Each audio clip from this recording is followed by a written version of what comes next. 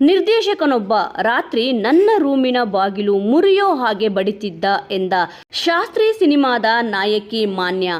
ಇನ್ನು ಸಂದರ್ಶನವೊಂದರಲ್ಲಿ ಮಾತನಾಡಿರುವ ನಟಿ ಮಾನ್ಯ ತಮ್ಮ ಜೀವನದಲ್ಲಿ ನಡೆದ ಕಹಿ ಘಟನೆಗಳನ್ನು ನೆನಪಿಸಿಕೊಂಡಿದ್ದಾರೆ. ಶಾಸ್ತ್ರಿ ಸಿನಿಮಾದ ನಾಯಕಿ ಮಾನ್ಯ ಅವರ ತಂದೆ ಇಂಗ್ಲೆಂಡ್ನಲ್ಲಿ ಡಾಕ್ಟರ್ ಆಗಿದ್ದರು. ಮಾನ್ಯ ಅವರು ಚಿಕ್ಕವರಿದ್ದಾಗಲೇ ಅವರ ತಂದೆ ತೀರಿಕೊಂಡರು. ತಂದೆ ತೀರಿದ ಮೇಲೆ ಭಾರತಕ್ಕೆ ಬಂದಿದ್ದ ಕುಟುಂಬ ತುಂಬಾನೇ ಕಷ್ಟ ಅನುಭವಿಸಬೇಕಾಯಿತು. ಹೆಣ್ಣು ಮಕ್ಕಳೇ ಇರುವ ಸಂಸಾರವನ್ನು ಸಮಾಜ ಹೇಗೆ ನೋಡಿತ್ತು ಅನ್ನೋದನ್ನು ಸಂದರ್ಶನದಲ್ಲಿ ಅವರು ವಿವರವಾಗಿ ತಿಳಿಸಿದ್ದಾರೆ. ಫಸ್ಟ್ ಆಫ್ ಆಲ್, ಒಂದು ಮನೆಯಲ್ಲಿ ಗಂಡಸು ಇಲ್ಲ ಅಂದರೆ ಅವರನ್ನು ಚೀಪಾಗಿ ನೋಡುತ್ತಾರೆ. ಇದನ್ನು ಬೇಸರದಿಂದ ಹೇಳುತ್ತಿದ್ದೇನೆ. ಒಬ್ಬ ಹೆಣ್ಣು ಮಗಳು ಇಬ್ಬರು ಹೆಣ್ಣು ಮಕ್ಕಳನ್ನು ಇಟ್ಟುಕೊಂಡು ಜೀವನ ನಡೆಸೋದು ಕಷ್ಟ. ಆದರೂ ಅಮ್ಮ ಇನ್ನೊಂದು ಮದುವೆ ಮಾಡಿಕೊಂಡಿಲ್ಲ. ಮದುವೆ ಮಾಡಿಕೊಂಡರೆ ಅವರು ನನ್ನ ಮಕ್ಕಳನ್ನು ಹೇಗೆ ನೋಡಿಕೊಳ್ಳುತ್ತಾರೋ ಏನೋ, ಮಕ್ಕಳಿಗೆ ತೊಂದರೆ ಆಗುತ್ತೆ ಅಂತ ಮದುವೆನೇ ಆಗಿಲ್ಲ ಎಂದು ಶಾಸ್ತ್ರಿ ಸಿನಿಮಾದ ನಾಯಕಿ ನಟಿ ಮಾನ್ಯ ಅವರು ಹೇಳಿಕೊಂಡಿದ್ದಾರೆ. ಇನ್ನು ಮನೆ ಬಾಡಿಗೆಗೆ ಇದೆಯಾ ಎಂದು ಕೇಳುವುದಕ್ಕೆ ಹೋದರೆ ಮನೆ ಓನರ್ಗಳು ಕೇಳುತ್ತಿದ್ದ ಪ್ರಶ್ನೆಗಳಿಂದ ಕುಟುಂಬಕ್ಕೆ ಬೇಸರವಾಗುತ್ತಿತ್ತು. ಅದಕ್ಕೆ ತಂದೆ ತೀರಿಕೊಂಡಿದ್ದಾರೆ ಅನ್ನೋದನ್ನೇ ಹೇಳಿಕೊಂಡಿರಲಿಲ್ಲ. ಚಿತ್ರರಂಗಕ್ಕೆ ಬಂದ ಮೇಲೆ ತಂದೆ ಲಂಡನ್ನಲ್ಲಿ ಇದ್ದಾರೆ ಅಂತ ಹೇಳಿಕೊಂಡಿದ್ದರು.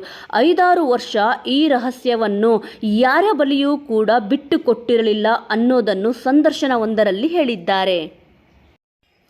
ಶೂಟಿಂಗ್ಗೆ ಎಲ್ಲೇ ಹೋಗಬೇಕಿದ್ದರೂ ಅಮ್ಮ ಜೊತೆಯಲ್ಲಿ ಇರುತ್ತಿದ್ದರು. ಅಮ್ಮ ಜೊತೆಯಲ್ಲಿ ಇದ್ದರೆ ನನಗೆ ತುಂಬ ಕಂಫರ್ಟಬಲ್ ಆಗಿ ಇರುತ್ತಿತ್ತು.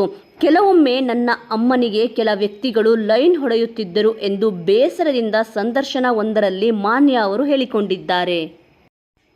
ಇನ್ನು ತೆಲುಗು ನಿರ್ದೇಶಕನೊಬ್ಬ ವರ್ತನೆಯಿಂದ ಬೇಸತ್ತು ಆ ಸಿನಿಮಾದಿಂದಲೇ ಹೊರಬಂದಿದ್ದೇನೆ ಎಂದು ಕೂಡ ಹೇಳಿಕೊಂಡಿದ್ದಾರೆ. ತೆಲುಗಿನ ಒಬ್ಬ ನಿರ್ದೇಶಕ ತುಂಬ ಕೆಟ್ಟದಾಗಿ ನಡೆದುಕೊಂಡಿದ್ದ. ಆ ಸಿನಿಮಾ ಮಾಡಲ್ಲ ಅಂತ ಹೊರಬಂದು ಬಿಟ್ಟೆ. ಶೂಟಿಂಗ್ ಕೂಡ ಶುರುವಾಗಿತ್ತು. ಆದರೆ ಅವರ ವರ್ತನೆ ಎಷ್ಟು ಭಯಂಕರವಾಗಿತ್ತು ಅಂದರೆ ತಿರುಪತಿಯಲ್ಲಿ ಶೂಟಿಂಗ್ ಮಾಡುತ್ತಿದ್ವಿ. ರಾತ್ರಿ ಬಂದು ರೂಮಿನ ಬಾಗಿಲು ಮುರಿಯೋ ಹಾಗೆ ಅದನ್ನು ಬಡಿಯುತ್ತಾ ಇದ್ದರು.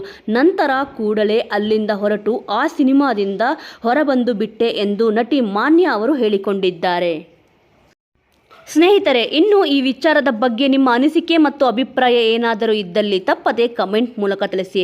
ಇನ್ನು ಇಂಟ್ರೆಸ್ಟಿಂಗ್ ಆದ ವಿಚಾರಗಳನ್ನು ತಿಳಿದುಕೊಳ್ಳಲು ನೀವೇನಾದರೂ ಇನ್ನೂ ನಮ್ಮ ಚಾನಲನ್ನು ಸಬ್ಸ್ಕ್ರೈಬ್ ಮಾಡಿಕೊಂಡಿಲ್ಲ ಎಂದರೆ ಈಗಲೇ ಸಬ್ಸ್ಕ್ರೈಬ್ ಮಾಡಿಕೊಳ್ಳಿ. ಮುಂದಿನ ವಿಡಿಯೋದೊಂದಿಗೆ ಮತ್ತೆ ಸಿಗೋಣ. ಜೈ ಹಿಂದ್, ಜೈ ಕರ್ನಾಟಕ.